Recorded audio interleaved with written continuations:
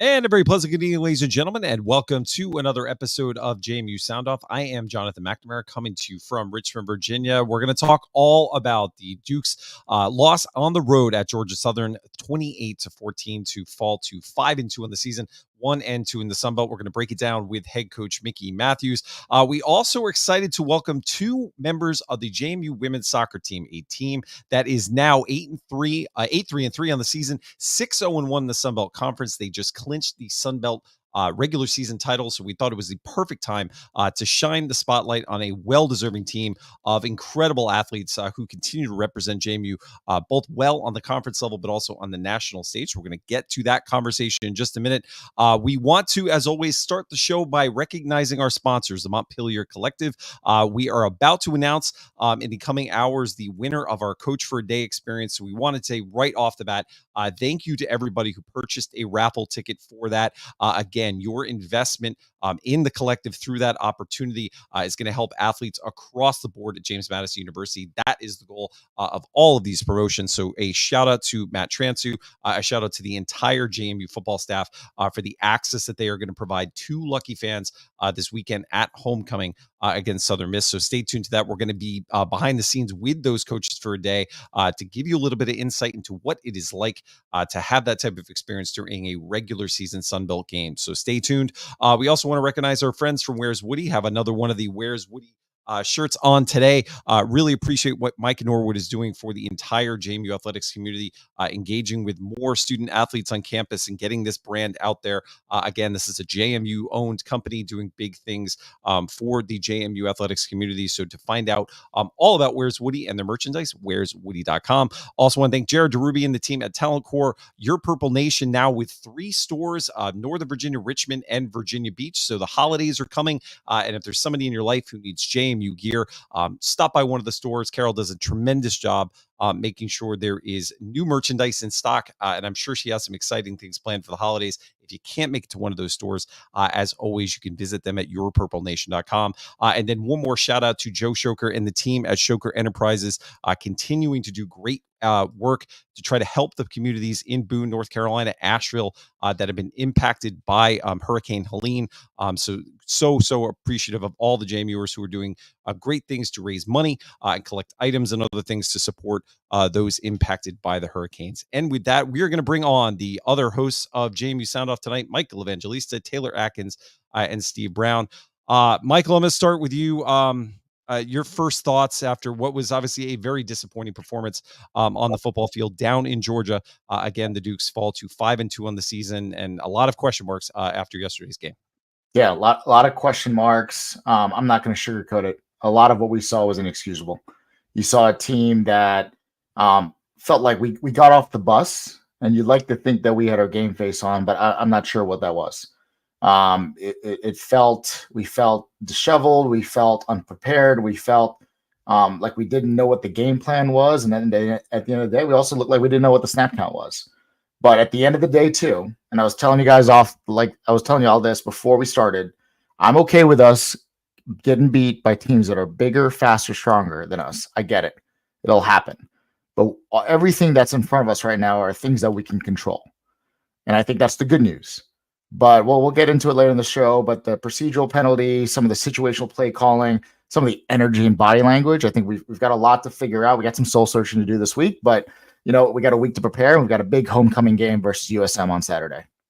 Awesome. Steve, you did make the trip down to Georgia. Had a good experience. I saw you hanging out, obviously, pregame with Cliff Wood. We saw Zach Price. We saw Eric Pitzer. Good group of Dukes making the trip down. Obviously, not the outcome we wanted. Your firsthand experience from down on the ground at Georgia Southern. You know who I don't want to be this week? Southern Miss. That's who I don't want to be this week. Disappointing. I echo some of what Michael's saying. I'm sure they're more disappointed than we are. Attention to detail is an issue, and we'll talk more about it. And making Alonzo more comfortable. I mean, doing a tight end, finally putting a tight end on the line in the fourth quarter, should have happened much sooner. And we'll talk about that. The O-line really wasn't in sync. But congratulations to all 4 D linemen now have a pick in 2024, which is unfreaking believable.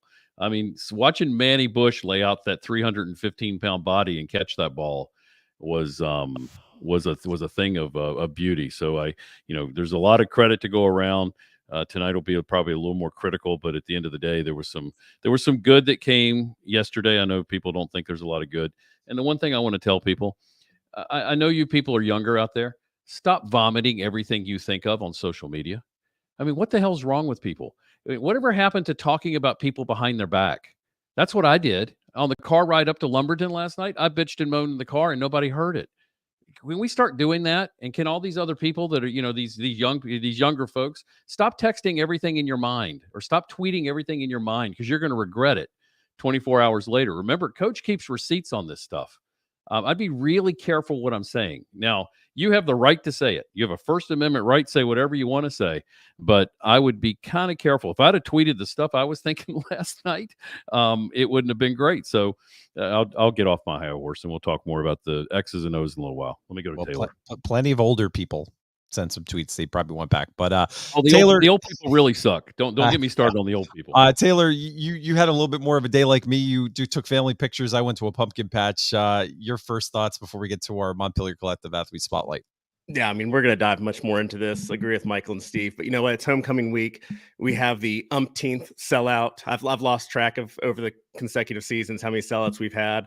I'm looking forward to the weekend, and after this, looking forward. I got some guys watching. Jake, Josh, Kevin, and Tim Alberino. They're waiting for me for some Sunday night football, so we'll talk some JMU, and then I'm heading over there. So go Dukes. All right. My first thought is, and my only thought is, go Mets, because it's a big game. So want to get to that in a few minutes. So with that, one of the things we do here, as much as we possibly can, is to shine the spotlight on the teams on campus at James Madison University that are the front porch of our athletic department. And it is so much more when you're talking about an everything school than what happens just on a football field or the basketball court. And one of those teams this year that deserves all of our attention is the JMU women's soccer team. And they are the subject of this week's Montpelier Collective Athlete Spotlight.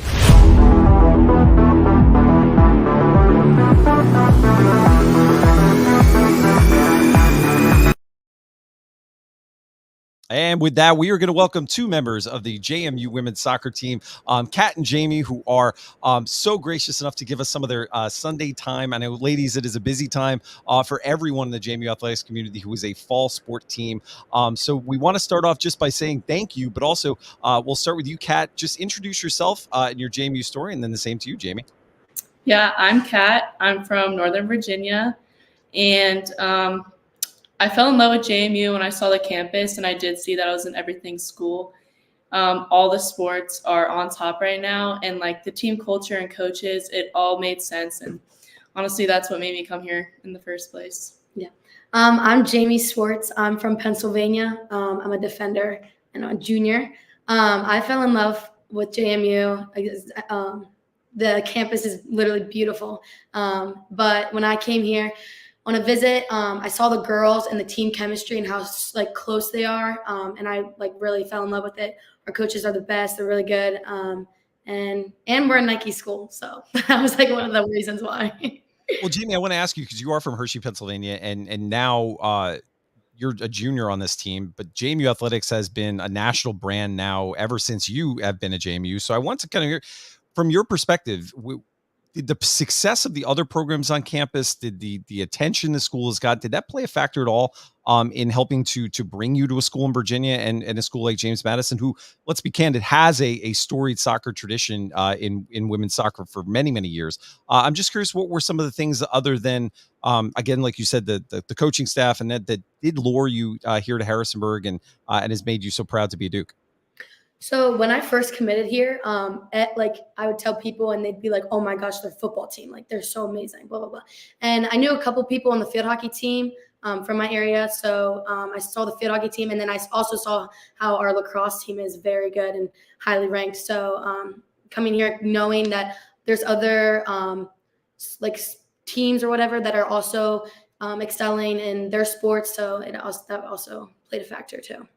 So Kat, if there are people watching this podcast tonight who haven't followed the journey of your team this season, 6-0-1 in the Sun Belt Conference, you clinched the Sun Belt regular season title. Take fans a little bit behind the scenes of what this season has been like. Obviously, a lot of success, but a team that has really grown since game one, and now is a team that's really primed to go into the tournament that will start in November as one of the favorites, obviously, to head home with the Sun Belt Championship and obviously have an opportunity to move on in the NCAA tournament. Yeah, our goal like this season was to show people that we can compete with these higher ranked schools. And I think it did take us some time, but right now, like once we reached conference, we finally got our group together and like everything started to click. And I think it's really been showing, especially in these past couple games. One thing I remember when I covered both women's and men's soccer as a part of the sports information staff at JMU is that both teams were always tight knit. They were close. Take us behind the scenes of what it's been like also to be having the success you're having at the same time that the men's team is also making tremendous noise on both the national stage and having tremendous success in conference as well.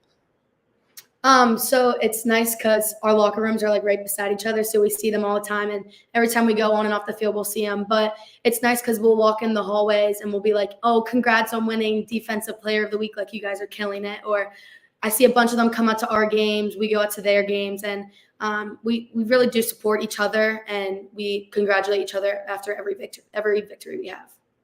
So you guys were gracious enough this week to do a takeover of the Montpelier Collective Instagram account and brought fans a little bit behind the scenes of what it's like just being on a daily basis as a student athlete. One thing in doing research for this is kind of putting yourself out there and showing how fun it is to be a member of this team is something not only that you two do on social media, but many of your teammates are very kind of out front and use this new world of NIL to kind of use their personal brand and to showcase what's so great about women's sports that also so great about this team. Kind of talk about that and what it's like to be on this team off the field, because it seems like it's a tremendous amount of fun. Yeah, we actually do have several teammates that have used like their TikTok platforms to gain these brand deals. And it's honestly kind of cool to be able to see that they're allowed to do that now. And like finding like they're using like face wash. Like one of the girls has a brand deal with face wash and she'll like bring it into our locker room and then everyone wants to be in their TikTok. So like all be included, but it's almost like a fun, like tradition that we do before every game or like after games. And it's been a lot of fun to like watch their journeys as well. Yeah. Me personally, I have made like day in my life or whatever. So I'll take like pictures through my whole day and I make a video and I post it on TikTok, but definitely like before games, like making TikToks in our uniforms, like that's like our big thing right now. So that's awesome. Yeah. And also with that though is with this new world, you're also finding new ways to engage in supporting the community. That's something we've seen with JMU teams across the board, whether it's supporting groups like the Red Cross or Habitat for Humanity. Talk about community service and how your team likes to work to give back to the Harrisonburg community and the fans that support your program. You got it. Okay. So we have done a couple community service things. The one thing we did was we went to an elementary school and we like read books to them. And then one time we went to a homeless shelter and we just cleaned it up. So we like vacuumed, wiped down all the surface areas and everything. And then another thing we did was the school drive. So we're in SAC right now. So we did a like local school drive. And so basically each team was in charge of like getting like, for example, like a whiteboard or expo markers or like school supplies or like crackers or granola bars or something like that. And then so each team got like big bulks of what like this item or whatever. And then they just sent it out to the donor drive at the elementary school, a local elementary school, which is cool. Awesome. Well, before we get to our last question, fans, one of the other reasons why we want to have these two athletes on the program is we're trying to, again, continue to increase investment in all of our sports at JMU. So if you are a fan of JMU women's soccer, if you want to continue to see this program have the maximum amount of resources to help them compete at the top of the Sun Belt and on the national stage, you can make a big impact on this program. MontpelierCollective.com. You can make a designated gift to support athletes like Kat and Jamie, and to, again, give the coaching staff all the resources they need to have the maximum amount of success and keep this program getting the attention they so greatly deserve. Ladies, you have a game coming up, though, on Wednesday against Arkansas State. It's at 7 p.m. What would be your message to fans in Harrisonburg if maybe they're thinking about coming to the game and maybe they haven't been to a women's soccer game? What impact does it make to have the stands packed over at Centaur Park and to give you guys that great home field advantage? Well, if you've never been to Centera, it is beautiful. It's so nice. But it's so nice and fun when you're on the field and you look up at the stands and it's packed and you see all your fans or your family or your friends or whatever. And it just really like pushes you and gives you like more energy because you know like you have people there supporting you. And so it like gives you the motivation to like, oh, like work harder just for them, but also for yourself. So go out there. Support us. Well, ladies, one last time, we just want to say you guys are the best of the student athlete experience. You sacrifice so much to be able to compete each and every day on the field for JMU, and what you're doing in the Sun Belt Conference is so awesome to see, because again, it's going to continue to put the JMU name out on the national stage. And we are wishing you all the best in the rest of your Sun Belt Conference season. And then we'll all be cheering for you in the tournament and hope to get a chance to see you in the NCAA tournament as we move through the month of November. Awesome. Thank you. Thank you so much. Again, girl. We'll talk to you soon. All right. And with that, we know that there is a lot of conversation around yesterday's game, and we want to bring back our entire Sunbelt, our Sound Off team, as well as head coach Mickey Matthews. Mickey, you are in Texas today. Mick, we talked a lot going into this game about kind of the uncertainty of what we would see from this Georgia Southern team. Maybe your initial thoughts after what you saw yesterday in the 28-14 loss. Well, as I always say, when I get on this show, after I watch the game, and I think people are interested in what the conversations I would have with the team on Sunday and with my staff on Sunday. In the game that I watched last night, we didn't play very well.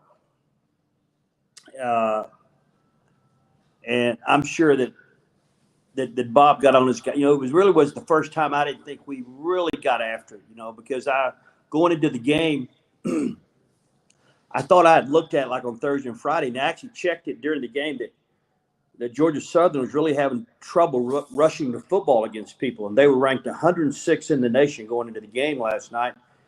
And that running back looked like Jim Brown, against us. So I'm sure that,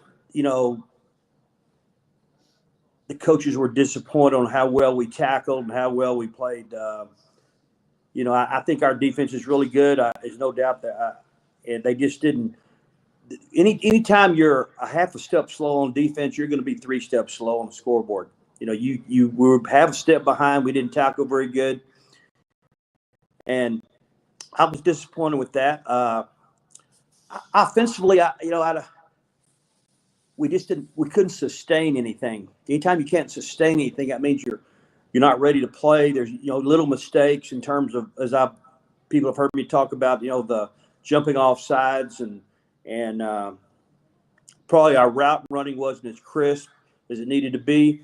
But that's all the things when I'm sure I know Bob well enough to he's really a good football coach, and he's going to address all that stuff. We just weren't sharp. You've got to be sharp when you go on the road. And we were not sharp. We didn't tackle good.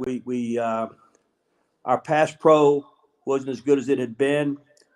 Just a lot of little things, and that's how you get beat. I've been there, done that. And it's a hostile environment. I always thought Georgia Southern, a lot of JMU people hadn't been there before, but it's as difficult to play there as it is at App. I mean, it's very loud.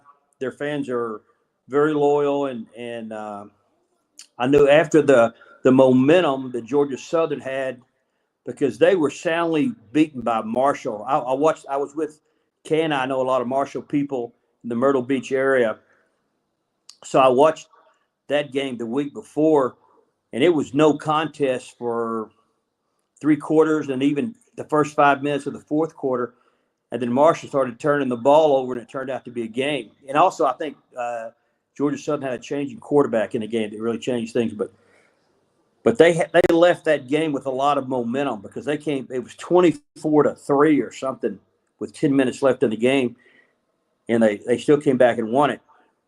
So they showed up. They had a lot of momentum, but there's no doubt that we did not play our best. And that's the great thing about football. There's always another game 6 days later. Coach, let me paint a scenario, and I'm going to ask you a question of how you would look at JMU if you were scouting us as a coach. So, our offense broke multiple records against UNC, which is a 136-year-old football program. It put up the most points against a Ball State team that are more than 2 top 25 teams in Miami and Vanderbilt. And then we put up 39 points against Coastal, which is the second most they've had all year. So there's the good side of the offense. The stalling side, or the stuttering side that we've kind of talked about, is the performances against Gardner-Webb, the performances at ULM, and then yesterday at Georgia Southern. If you were scouting this team for next week and you have half a season of tape and seeing really a Jekyll and Hyde type offense, what are you seeing, and what are you, what are just some of your thoughts looking at it as a coach looking in on this team from the outside? It's difficult because when someone would ask me when I was coaching, I would immediately go to the numbers, what it looked like, what I saw on film. I would probably make us throw the ball. I'd have a good plan for our hitch screens, which we do a lot. I'd make sure I was good on the perimeter against the hitch screens. I would make us go the long way. I haven't seen, once again, I have not seen the numbers. I'm not sure how many long drives we've had this year. We've had a lot of big plays. I know the Charlotte game had big plays, and Coastal, we had some big plays. I would make us go the long way. I would tell our guys that, make them go the long way. No big plays. And I don't think one of the biggest stats we always had, and I've learned this as a young coach and as a young assistant, that you keep up defensively with how many runs over 12 yards that you allow and how many passes over 17 yards you allow. And then I got to think about, we need to make sure we keep up with that offensively, how many runs we have over 12 yards and how many passes over 7. That's how you win games. You got to be explosive right now in college. Teams that are too good, you got to be explosive. But I would keep up with stuff like that, and kind of, because I know without looking, I'm sure we didn't have any big plays the other night. I don't think at all, did we? I'm trying to think, did we have any? We had the one play to Dollison, but that was off of a penalty that went for a touchdown. That was pretty much it. Yeah, I don't remember us having any explosive plays. And they had several. They had I know with like 9 minutes left in the game, 10 minutes, I think they had 177 yards rushing against us, which I would have never dreamed they would have rushed the football against us that well.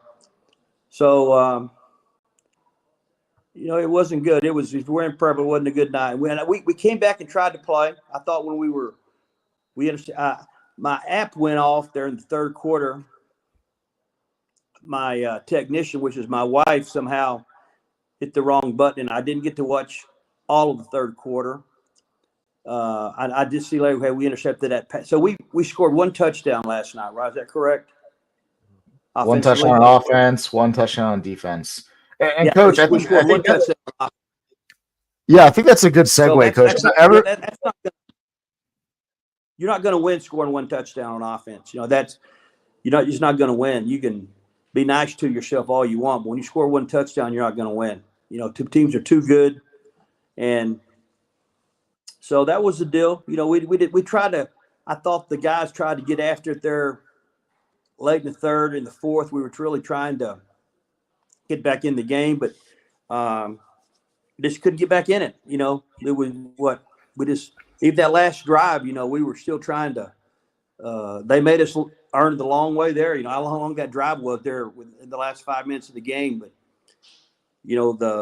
there wasn't a big play in that whole series, I don't believe. I think maybe 10 yards was probably the longest play we had in that series. I could be mistaken on that, but not by much. Mm-hmm.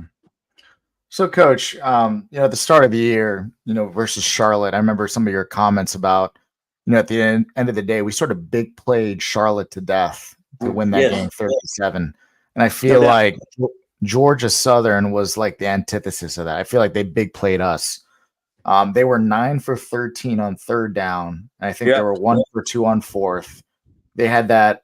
I don't know if we had the ball in the second quarter. I think Georgia Southern possessed it right before halftime. Yes, yeah.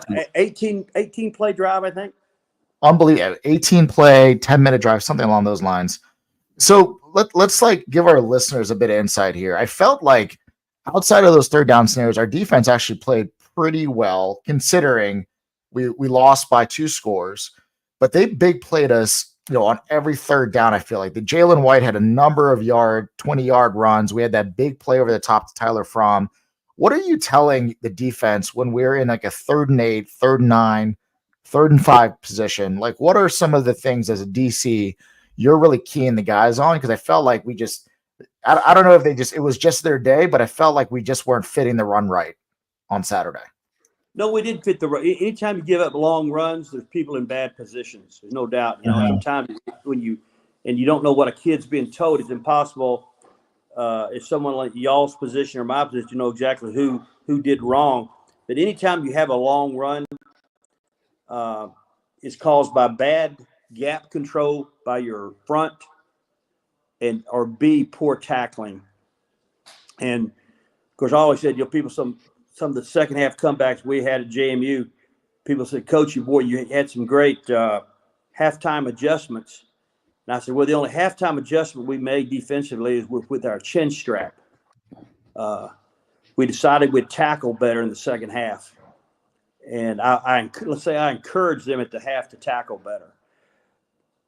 But that being said, we just didn't play real good. Bob, as I used to say, and I used to blame myself, it's obvious I didn't coach very good when we get beat in a game like that. And I'm sure Bob, he'll talk to his staff about, what did we do different last week, because we didn't play very well. That means we didn't coach very good, and let's make sure it doesn't happen again. When you make a mistake, that's admit it and make sure you don't ever do it again. And they'll do that. We have a good staff. People hear me say that a lot. Those guys are good guys. They were. If you think you were upset as a fan last night, I guarantee that plane ride back to Harrisonburg last night, they were crushed. The coaching staff, they were crushed. They were searching, looking at the tape on the way home, and we'll play better. But it was a tough game. If you have purple blood, it was a tough game to watch. So, Coach, I guess I was going to ask you, because we talked a little bit about this before, and kind of the 2010 year. When Rodney got hurt and we went to Drew, that's when people start stacking the box and blitzing, because you've got a young quarterback who hadn't played a lot. Mm-hmm. Normally what I used to see you do is you'd put a H-back in or another tight end in to help kind of at least chip somebody off that and give him a little bit of time. We're seeing that with Alonzo. Alonzo's getting sped up by folks. I'd blitz him every time too. And that's what's happening. And so what do you do, I guess, in game, or is there a way to kind of fix that either at halftime or in game, or kind of what's the answer to that? That's a good question. I do not know what Alonzo sees when he gets what we did with Rodney. We tried to cut the field in half. And even with Drew, when he came on, we tried to cut the field because they were and a lot of play at. We really, we were going to run the ball. Everyone knows me. But B, we wanted to run. We wanted to go play action, and use half the field. Go, don't try to look at four receivers. Make sure you got two guys to see where they are, and that's what we did. We didn't want to complicate it. All quarterbacks should. I'm not sure. Once again, we're talking about all this, and I don't know what Alonzo sees. And I never talked to Bob about football, and unless he asked me, I'm not going to say anything. So. Right. But I would probably, based on what I've seen the last two, a little more play action than we ran. I didn't, I'm not sitting in my living room charting how many play action passes we run. But when I watch the Dallas Cowboys play, I always think we need to run the ball more. That's just I won't be able to run the ball because I know as a defensive coach, the most difficult thing to stop in football, someone's running the ball. But you saw it in 2008, because remember down at the Duke game, after the first quarter, I think you started moving Rodney, moving the pocket, and you also, I think, put another tight end in because Rodney was getting sped up by the Duke blitz. And then he settled down. You use it a long edge. Your answer to your question, you put a tight end in the game in the 3 position. You have a guard tackle, and you put a tight end in the game. That it's a longer edge. They can't get there quite as quick. And you can, if they do bring someone off the edge, as we say in football, you have someone to protect that, the tight end or a backer, so it's a longer edge with a tight end. It really helps you as opposed to a traditional 4-receiver 2x2 set. It gives you a longer edge, and it's more difficult to get edge pressure on your quarterback. Hey, Mickey, I had one last question for you that's something that's come up a lot, and it was something that Coach Chesney brought up, and you could sense his frustration in the post-game press conference, was the pre-snap penalties. There have been a number of offensive linemen that are now experiencing injuries. There's been some rotation in the line. Have you ever had, and I'm not asking you to comment on this version of the team, has there been a time in your career where that was an issue, where you were having pre-snap penalties, even though it was an area of emphasis, which, as Coach Chesney said this week, they had speakers behind the quarterbacks to try to simulate a loud environment. They were having the defensive line move around a lot to try to simulate some of the things that we're going to see for Georgia Southern, and they felt good about it because it was an issue in practice, but it keeps coming up in games. What is typically happening when that continues to occur, and what can you do in season to address that? Well, what we would do is we'd start going on first sound, not worry about checking the play, to say we're going to go on first down and go. Don't yell all the blue 44, Omaha and all that stuff. We just get up there and snap the ball on first down, and that way there was nobody. And now you can't do all that all the time because teams are going to pick up on that. But you just got to work on it. There's no magic way of. But I'm sure they did a great job in practice, and that's one of the most disappointing things in coaching is when something that never got me upset when people do different things we had not showed the kids, and our kids didn't see it or respond to it. What would really make me mad is when we had really worked on something as a staff, and I assume that's what Bob's talking about, that they really had addressed it as a staff and they still didn't get it done. That's disconcerting as a coach, and all you can do, you think about it, it's like anything else. You just got to work on it harder, and you gotta work on it harder. Whatever you got to get it done. It's a results oriented business, and you've got to get. You can't. You've heard me say this. Pre-snap penalties are like cancer. They're the silent killer. I mean, they extend drives. They kill drives without the ball. So like when you get 2-5, I know last night we had back-to-back 5-yard penalties, correct, on one play, I believe, one drive. And all of a sudden, I'm telling you, you just had 2 sacks. Now it's 1st and 20. The fans would be going crazy if you had 2 back-to-back sacks. Same thing when you have back-to-back 5-yard penalties. That's a sack, and it just crushes your football team. I would even say you're not going to overcome those. If the talent is equal, you're not going to overcome those. I mean, you can tell I was really hard on my staff and really hard on our players about that. Some things we didn't do as good as I wanted to from time to time. I'm sure all the fans will remind me of that. But we didn't do that. We didn't have pre-snap penalties because it was such a big deal to me. And we were offsides. We were offsides on defense. We had them pinned on the 4-yard line. It was 3rd and 8. 3rd and 8. We jump. I mean, it's just, and that killed us. They went on for an 18-play drive for like 8 minutes in the second quarter. Yes, you're exactly right. And that, I thought that was the turning point of the game last night. But I really sensed I did not think we were in trouble at all in the first quarter. I thought, well, we'll come out of it, and the guys will do a nice job of coaching the guys. And then when they went on the 18-play drive, it seemed like they had the ball for, a decade against us. And I think it was like 3 or 4 minutes left in the half, and we went 3 and out real quick. Yeah. At the end, when we went 3 and out after that, I thought then we're in trouble. We don't have a lot of stuff going. I think obviously it was 14, more than 14-0. I didn't think we had our A game. Does that make sense? I just thought we didn't have our A game at that point. Well, now once again, I'm sitting in my living room watching all this, Well, it was just announced that Southern Miss has actually let go their head coach, Will Healy, has been relieved of his duties. So JMU's opponent this week is going to have an interim coach. Yeah. So not the only coach in the United States lost his job today. Mike Houston losing his job at East Carolina as part of the industry, as I know you are familiar with. My last, I did want to Very ask much. you though, because I think it's interesting, and I'm sure you've had an experience with this in your career. This JMU team, obviously, there was a tremendous amount of focus on, first of all, if we were going to make the college football playoff. Then fans were talking about, well, there's still a shot at the conference championship. And now with 2 losses in the conference, that makes that a little bit more of an uphill climb. And I noticed in his post-game comments, Coach Jesse said, we're going to find a lot about this team this week. Have you had a team in the past that had these expectations and then suffered a couple losses and then had to kind of reevaluate what their goals were? Because there's still a tremendous amount of football left in this season and a lot to play for this team at 5-2. They could become bowl eligible with a win this Saturday. How do you redirect kind of your program and make sure they stay focused when maybe the expectations for the season has changed? Well, I think y'all asked that before when we were beat 3 weeks ago, whenever, I think you get a lot.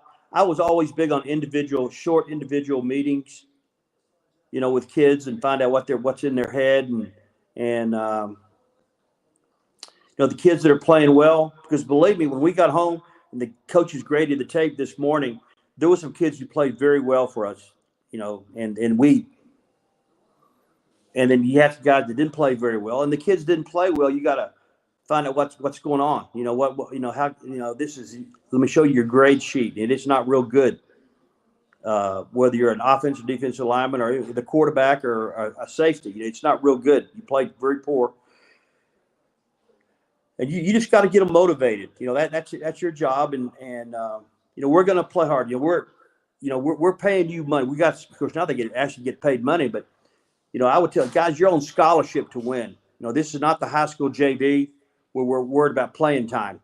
You're getting paid to win, to perform, and we're going to do that. We're not going to take a vote or have a survey about how, because everyone's got their feelings. We got our feelings hurt, and we're not the same.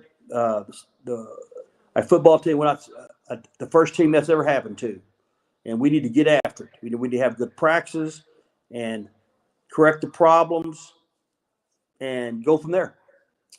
Awesome. Well, Mickey, you gonna make it up? Are you gonna make it up to Harrisonburg this week for homecoming? I am. I'll be there. Yeah, we're Kay and I'll be up. Kay won't be. I'll be up to the game. Yeah, I'm gonna. The Southern Miss fired their coach today. How about that? Yes. Yeah. You playing golf on? Are you playing the golf tournament on Friday? I didn't know there was one. No, I'm not getting there by traveling. I don't know when she's going up. I'm going up early because some family things, and she's coming later. Kay's coming later, but I'm not getting there in time to play golf. I'd love to play golf Friday. How about that? That's a good deal. We're playing the alumni tournament, so if you want to get like in, just holler. Just holler I don't know at me. what I'm getting. I really don't know when I'm getting there Friday. I don't have that inside information. I'll kick somebody out of our group and add you in if that's no, y'all are good. Yeah. if I get there in time, I'll come out and see what's going on. Awesome. Well, Mickey, thanks again for giving us some of your Sunday. I know you're in Texas dealing with some family stuff, so all the best from all of us to your family as well, and we'll see you this week in Harrisonburg. No, we'll play well. All prediction I'm going to make is Bob and the guys, they're going to make the necessary corrections, and I would tell the JMU Nation we're going to play very well Saturday. They're going to have good practice this week, and we're going to play well. Go Dukes! All right, thanks, Mickey. All right, always appreciate Mickey's perspective because again, he's lived it. None of us have. We have our opinions and our analysis, but love the perspective of somebody who's been in those tough meeting rooms after a loss like that. Guys, I know we all have a lot of opinions about what happened yesterday. I will say for me, Mickey's point about he didn't think it was going to go south in the first quarter. I thought it was not our day when we didn't capitalize on those 2 turnovers in the first half. Those were really critical moments, especially when you're on the road. You don't know how many of those opportunities you're going to get. It did feel like a game that Georgia Southern was almost begging us to get back into, especially that interception in the second half that really gave us a golden opportunity. But as Coach Jesse said in the postgame, we just could not generate momentum and sustain it yesterday. Steve, I'll start with you because you were there. I always, again, like the firsthand perspective of somebody who could kind of feel what the air felt like and the scenery on the sidelines, because that's typically, the best indicator of what's going on. When did you feel like it wasn't the Duke's night yesterday, as you kind of viewed it from both the sideline as well as in the stands? The 9-minute drive at 13:02 in the second quarter. Everything was fine in the first. I was on the field for warm-ups. I was on the field for the first quarter and the second. So it's probably my fault because I'm never down there for warm-ups of the first quarter. But I was there for that. They were fine. Everything was fine. The guys were fine. They were fine even on the 9-minute drive. But that's when I felt the air start to leak a little. At least it leaked out of me. So we'll just say that's when I felt the problem. But when we jumped off sides and gave them that 3rd and 3 instead of the 3rd and 8, and we could have pinned them with the punt coming out of their end zone, I had a feeling if we could have gotten that ball back, we'd have scored then. And if we'd scored then, we'd have been on our way. That's when it felt like they were gassed. And so, that was, that I felt bad for the defense. I think we just had a difficult time coming back from that. Michael, you want to on that? Yeah, Steve, I was going to say, like, obviously I wasn't there. I watched it on ESPN Plus like everyone else. I felt something was brewing up when we realized, I think it was our first drive, we had some bad snaps. It felt like we were either dropping them or they weren't right where we were supposed to be. I'm not sure. I wasn't there. I'm not sure if they were early or late. But I think that set the tone on offense. And just to kind of just give everyone sort of like a visual here, I felt like not all 11 players on offense were moving at the same time. And I think what Coach was saying, maybe it was in the pregame, when you're a half step slow on defense, you're 3 steps behind. If you're a half step slow on offense, the timing is off. The confidence to get off the line is off. Everyone's worried about making the mistake, aka the false start. If you have a right tackle moving at a different time as your right guard, now your sets are off. That just throws everything. And I get it. They had 6 sacks against us. Yes, the QB1 hold the ball a little bit longer under pressure. 100%. I get all of that stuff. But when you're mentally in a state of do not screw up before the ball is snapped, I feel like psychologically that plays a role, and all start in that first drive. But it wasn't an issue in warmups. That was the cleanest. That was the crispest warm-up I've seen them do. And that's what surprised me. The only thing that we did that I haven't seen us do is we missed the field goal on the last play. But other than that, it was crisp as could be. Nobody were dropping balls. People were moving it. So I didn't have any indication going into that. And I agree with you. I don't know what happened between that warm up, going into the locker room, and then coming back out and getting the ball. The other thing is we've won one freaking coin flip all damn year. We lose again and get the ball first, which it's, I know that doesn't matter, but at the end of the day, I'm with you. I don't know what happened between that, because you saw none of that on the sideline. You saw none of that in terms of, going after each other. That team just doesn't do that. But I was surprised too, because it's a discipline issue in my mind. You might be right. It might be a nervousness, but that's what Coach Chesney was saying, is nervousness going 8 games. And if you look at the stats, I know Coach was talking about looking at the numbers. If you look at the ULM game and the Georgia Southern, some of the stats are freakishly similar, right? George Pettaway averaging 5 yards a carry. We had 11 penalties for 66 yards or 63 yards at ULM. We had 10 penalties for 66 versus Georgia Southern. Both teams, we gave up almost 200 yards of rushing. It's very similar, eerily similar issues in both games, which I think, I'm not going to pile it on. We all know procedural issues were there, but something's going on, right? Whether it's like how we call the snap, how it's communicated from the sideline, how maybe the offensive line and the receivers get the signal. I don't know what it is. And I like what Coach Mickey said earlier. Sometimes you just got to simplify and go on one. And if you get 5 yards, you live another day, right? So there's a lot for us to talk about. I don't want to pile it on thick here, John, but it was certainly disappointing, but it's all things we can control. I think that's the beauty of it all. It's what's aggravating to me is, and I'll do a tennis analogy because that's what I can play now. I can do that in golf. I can't play anything else. But when I'm playing doubles tennis with somebody, and it's somebody that's it's a little nervous, and I get some partners that are nervous, and so I'll say to you, how you feeling? And they're like, I'm afraid they're going to hit the ball down the alley. And I said, so you're not going to move? And he goes, no. And I said, then you get everything in the alley. I'll handle everything else until you feel comfortable. And when you're comfortable, move off the alley. And once we start getting some points and we get up a couple games, and it's all situational. I said, if we get up 3-0 or 3-1, I need you to move over more to the center and don't worry about the alley. And by the time that person is comfortable with the shots, they move. It's the same thing in this game. I don't feel like Alonzo's getting comfortable. I'll talk about that a little bit later as you guys talk, but I don't think we're making him comfortable enough to be confident. I mean, it's his 7th game. And I'll go into it later when when we get into it, but I can talk about all the other quarterbacks we've had over the years that we have made comfortable. And I guess I'm not criticizing the coaches, so I hope people don't take it that way. It's just there's just certain things I think we can do. But let me let Taylor. I think you're right though. Like, are we putting people in positions of success? You know what I mean? I think, Steve, I think you hit the nail on the head there. I think for me, the one thing I've been thinking about the last 24 hours is JMU fans at large, especially over the last decade,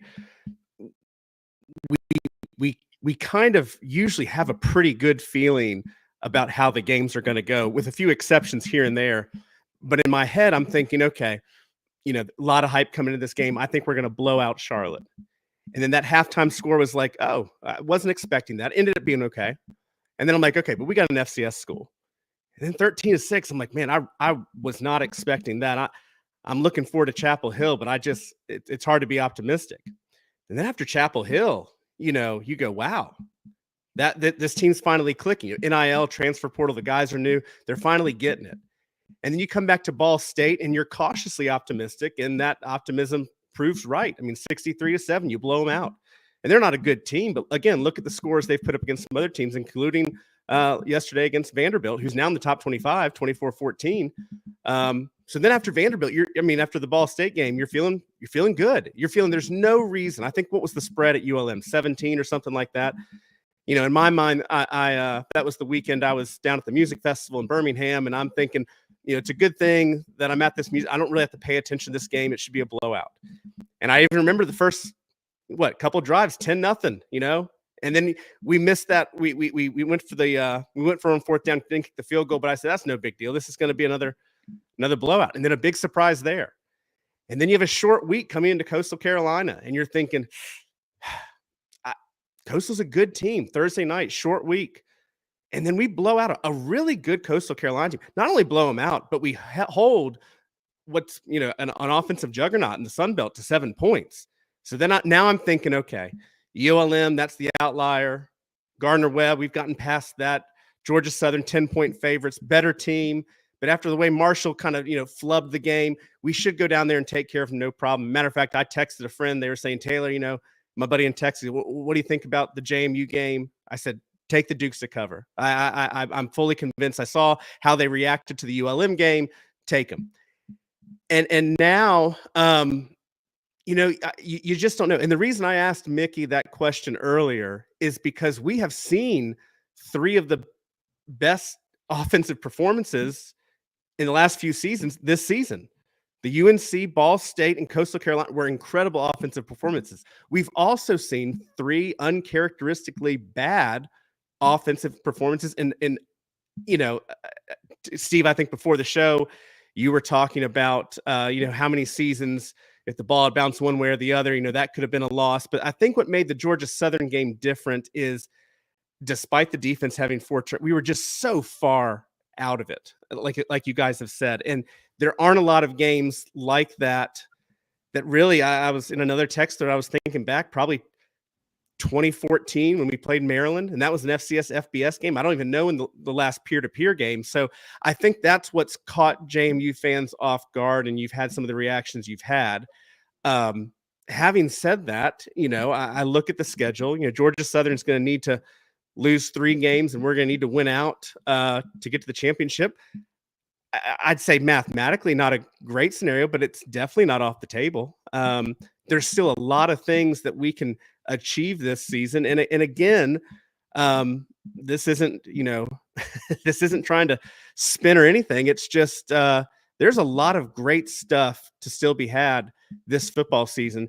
And like I said, the difference between the Sun Belt and FCS is I don't care if we're having a winning record or losing record. When we get to play Marshall, when we get to play App State, when we get to play Old Dominion, those games are better than any FCS playoff game other than maybe North Dakota State that I look forward to. So for me, that's what's still on the table, as well as a bowl game and as well as a Sun Belt championship. So you say you don't want to spin. I do spin for a living. Literally, it's my job. So I'm going to spin for a second because I do think what I've been trying to do since the game ended is pull back a little bit from just JMU. And I look at the Texas State score yesterday, going to Old Dominion, losing by 2 scores. That's a Sun Belt West team that everybody said from the beginning of the season was going to be the team that was going to roll through the West with Jordan McLeod at quarterback.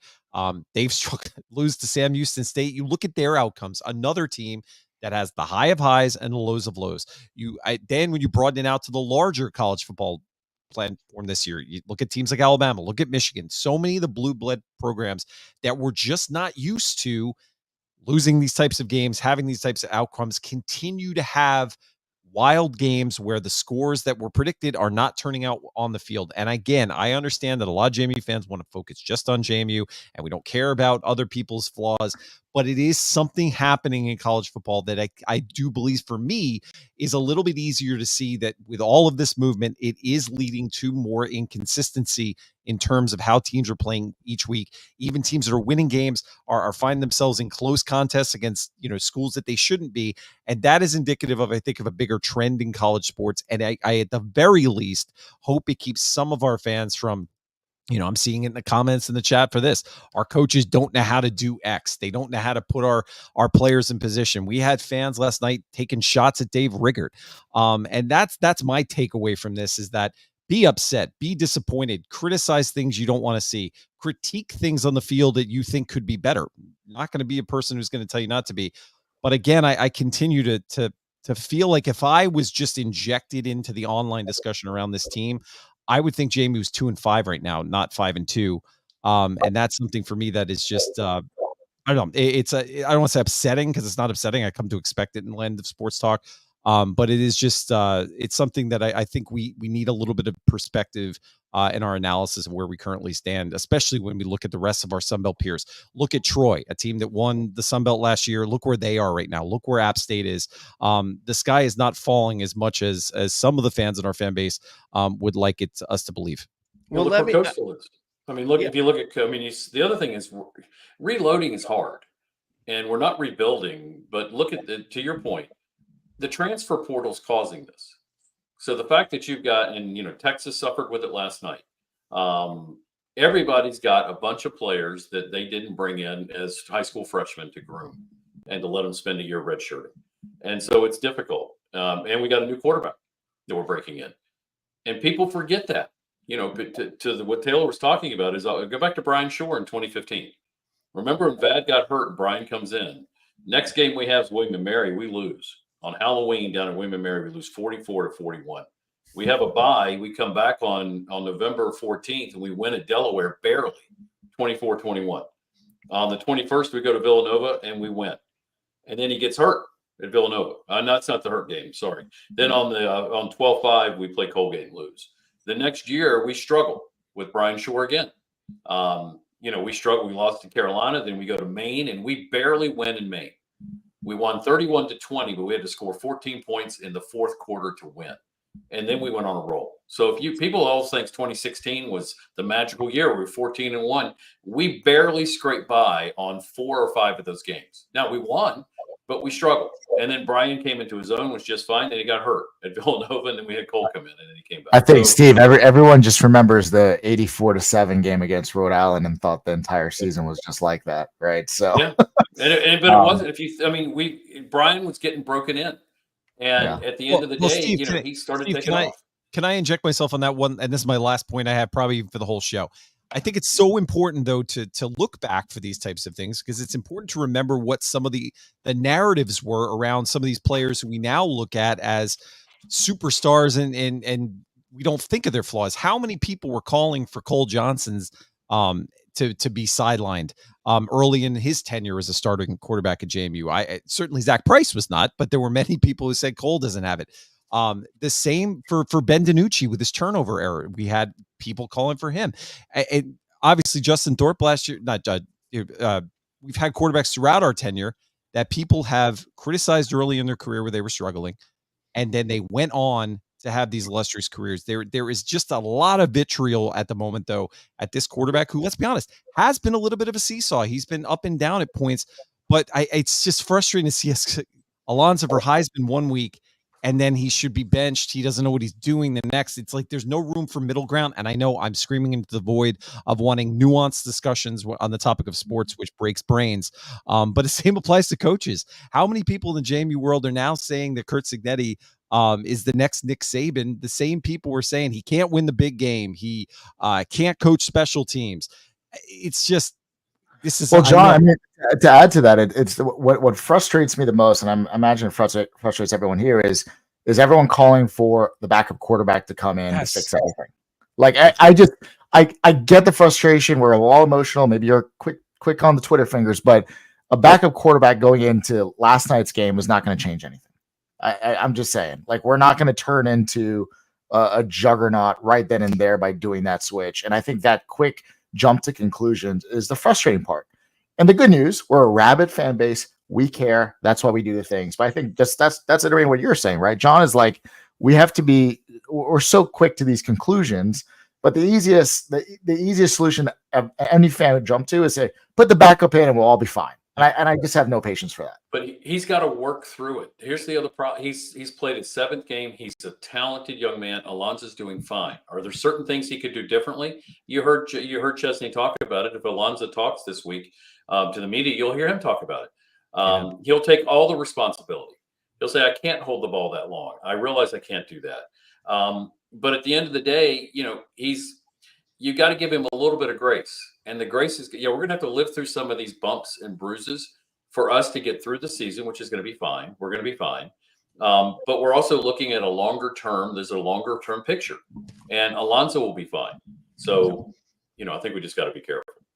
Yeah, well, as Coach Chesney said, it's when you see a quarterback get sacked, what's happening downfield? Are receivers getting open? Or what's happening on offense? This isn't typically a one-size-fits-all answer to these problems. It's nuanced, and there's so many factors that go into a sack, and again, that doesn't fit into 240 characters on a tweet, obviously, and it lends to these types of reactions that are just, this player is the fault. Like you said, Michael, everyone's favorite player on a team is the backup quarterback. Well, we also shifted to sort of our pre-bye week offense where we're either running tight formations or we're going 5 wide. It's like there was no in between, I felt. And like the situational play calling left a lot to be desired. And I think Coach was talking about it. Could we have left the tight end in there to chip some of those defensive ends or run a running back up the seam to chip a DN? I don't know. Once again, I don't get paid to coach. I just see what I see. It just felt like we need to kind of slow down and go back to sort of what we did against the UNC, against the Ball States, where we sort of reevaluate ourselves. We just seem very sporadic on how we're running our sets on offense, at least. Taylor, I know you've been trying to jump in. But we kept it back into block at Carolina. Remember who was blocking? Purdy and Pettaway were blocking at Carolina to make sure they didn't run the stunt and come up the middle. We kept a tight end in. And in the fourth quarter, we brought a tight end in and at the Georgia Southern game, and we started moving the ball. Now, we didn't do it with any deliberate speed, in my opinion, because I thought we needed more urgency, but we could move the ball when we had a guy in. Sorry, Taylor, go ahead. No, I might be shifting the topic a little bit. Being a fan podcast, I kind of wanted to focus a little bit on the fan base and kind of where do we go from here. First of all, Michael hit the nail on the head. I mean, it's good to have a fan base that is equally enthusiastic and passionate when we win. And to some degree, I don't really hate the vitriol because it just shows that people care. Even, and let's be honest. I mean, we've gone from national championship expectations every year to we should be in the top 25 every year to we should have been in the NY6 last year had we been eligible. So I get that 8-4 or 7-5 is just not really acceptable to this fan base right now. And if you ask the players and Coach Chesney, it's not acceptable to them either. I mean, their goal every year is 12-0. That's every team's goal. But as I'm sitting here, there's certain programs. Obviously, I grew up going to a lot of East Carolina games. And, one thing that was always impressive about East Carolina back in the day is putting 40,000 people in a stadium for a team that never really did a lot, but the brand and the identity that the East Carolina football program had wasn't so much their team. It was like, this fan base cares, win, lose, or draw. Ask anybody, ask my in-laws about some comments I've made about Virginia Tech. There is no love lost there. I don't like the school, but I can't help but harp on the fact that they've been mediocre the last decade and they're still selling out. And so their brand is bigger. And then you also think of App State. I mean, last year, the first half of the season, if you remember, App State was not looking good, and they lost that game to Coastal on Thursday night, and it was just like, App really came on strong at the end. But that's another fan base that I'm going to give credit for, that they pack it out. And one thing that a lot of us in our text threads always talk about when it's other Sunbelt schools, you're just watching any G5 team around the country, the first topic is, man, look at that stadium. Look at that crowd. Matter of fact, the first couple of text messages I got when the Georgia Southern game kicked off was, man, the stadium's half empty. And so there's this G5 kind of persona that, like, G5 schools, they don't have rabid fan bases. They have half empty stadiums. And so I'm not asking JMU fans to accept yesterday as the new norm. Yesterday, again, was one of the worst performances I think we've seen in the last decade. There's no way to spin that. But as we get into these years where we might not be in a conference championship, might not be in the top 25, and might not be at the top, it is important of how is this fan base going to respond? And are we going to continue to sell out Bridgeforth game after game, so that whether it's a 3-9, a 9-3, a 12-0, or an 0-12 team, is the brand identity with JMU is like, those people care about football. That will be a packed stadium every year. And that is something we can control, because we can't control the coaching. We can't control the players. We can't control the recruiting, NIL, transfer portal, conference realignment. But I think for me, it's just, I'm still looking forward to weather's looking good next week. And I'm looking forward to friends, family, tailgate, Harrisonburg, Bridgeforth, streamers, homecoming.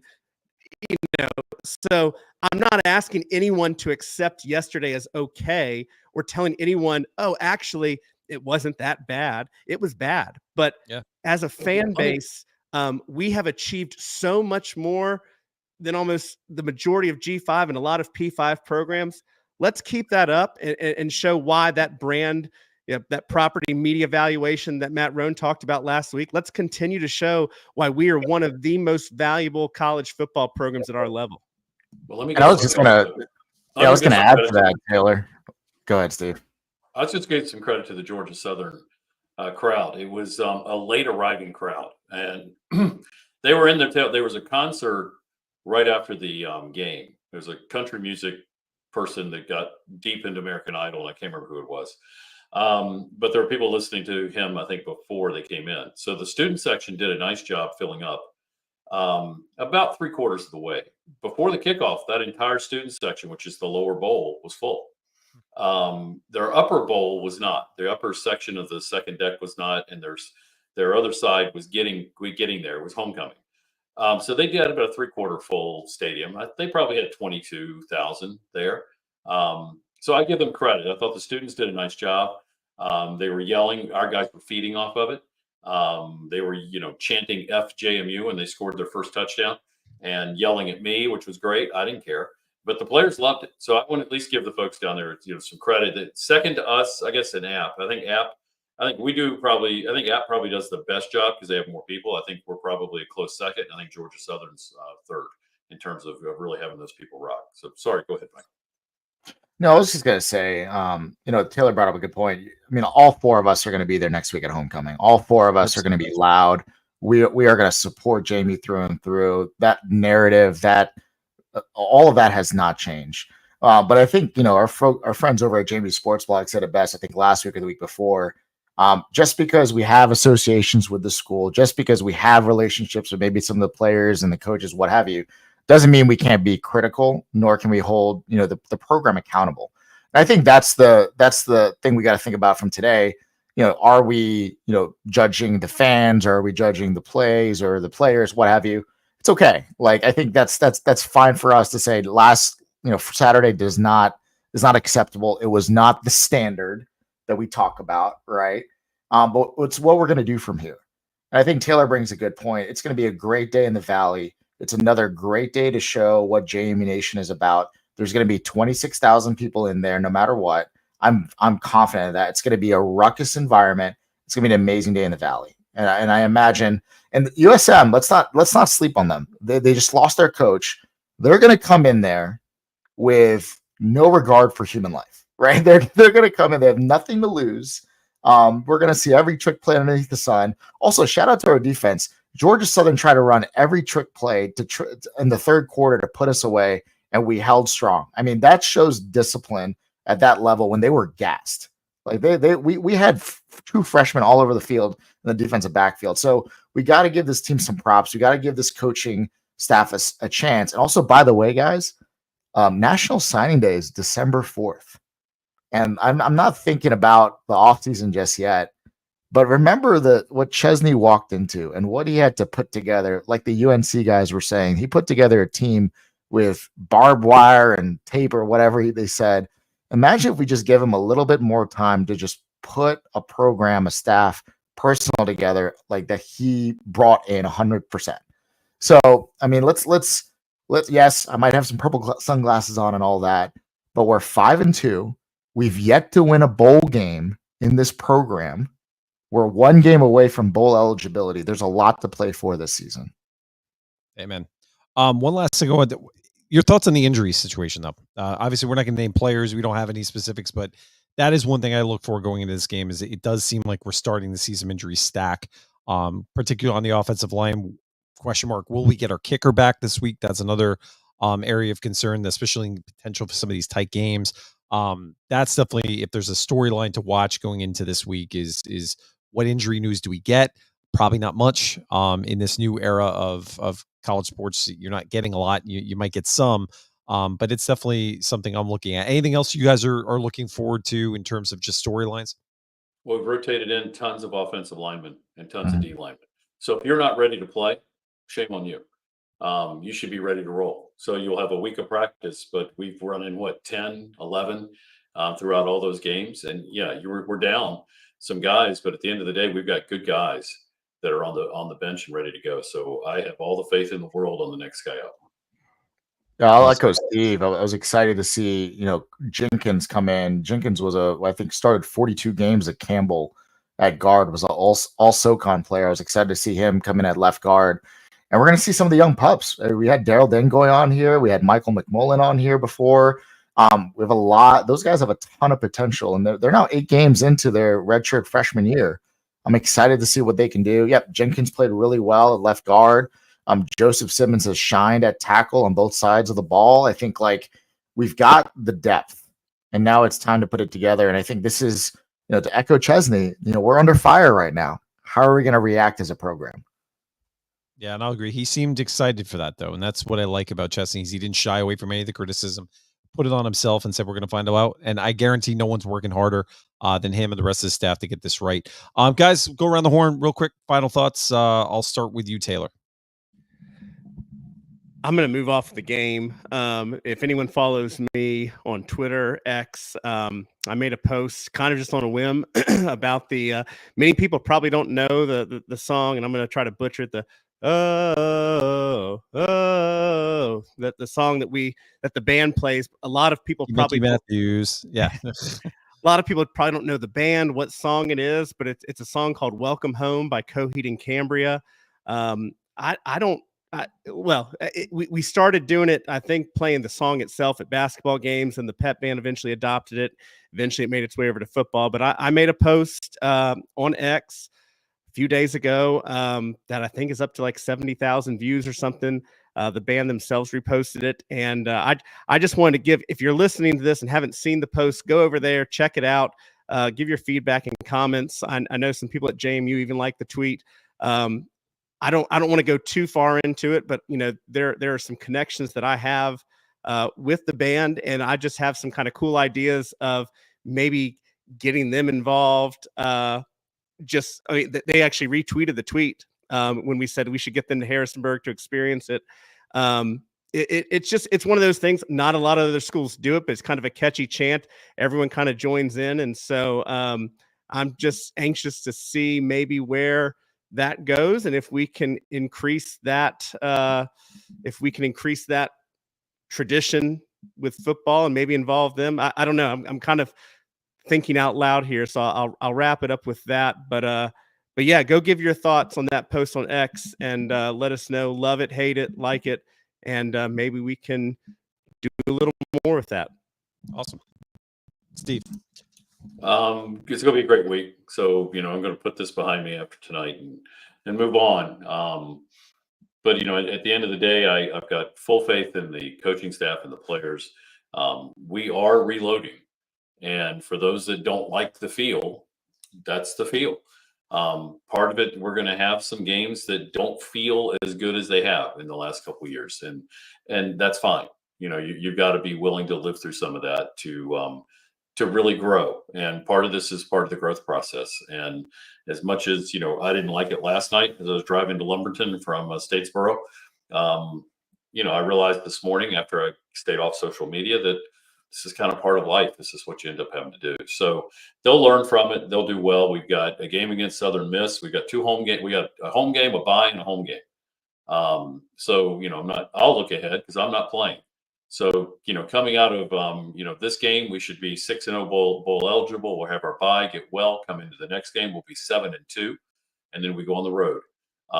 So we got some time to fix some things. So looking forward to seeing everybody going up for the golf tournament on Friday. There's Quad Fest Friday afternoon.